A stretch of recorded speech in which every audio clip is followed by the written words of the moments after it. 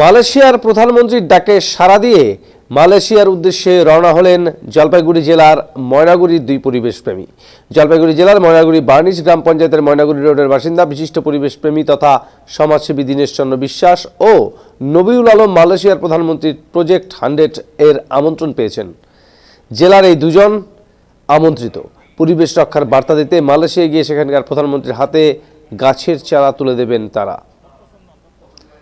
এই দুই পরিবেশপ্রেমী দীনেশচন্দ্র বিশ্বাস ও সমাজসেবী নবীউল আলম এদিন রওনা হলেন মালয়েশিয়ার উদ্দেশ্যে। বুধবার সকালে জলপাইগুড়ি স্টেশন থেকে রওনা হলেন তারা, যাবেন কলকাতা, সেখান থেকে মালয়েশিয়ার বিমান ধরে যাবেন সে দেশে। মালয়েশিয়ার প্রধানমন্ত্রীর ডাক পেয়েছেন জলপাইগুড়ির এই দুই ঘরের ছেলে, এতে খুশির হাওয়া গোটা জলপাইগুড়ি জেলা জুড়ে।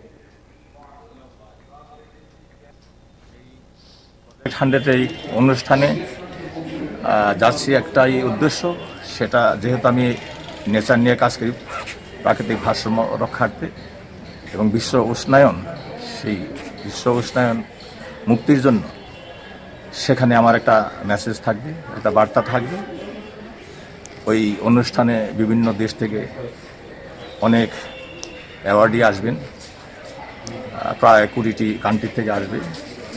তো তাদের সাথেও আমার ভাব বিনিময়, মত বিনিময় হবে। সেখানে আমি প্রত্যেকের হাতে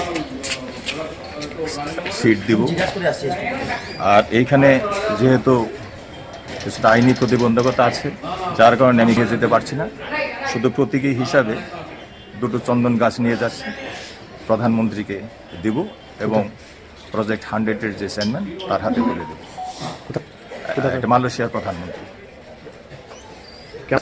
আর আমার সাথে আরেকজন সমাজসেবী নবীউল আলম আমার সাথে যাচ্ছে, তাকেও প্রজেক্ট 100 তার কাজের স্বীকৃতি হিসেবে তাকেও পুরস্কৃত করবে। আমি আজকে মালয়েশিয়ার উদ্দেশ্যে রওনা হচ্ছি।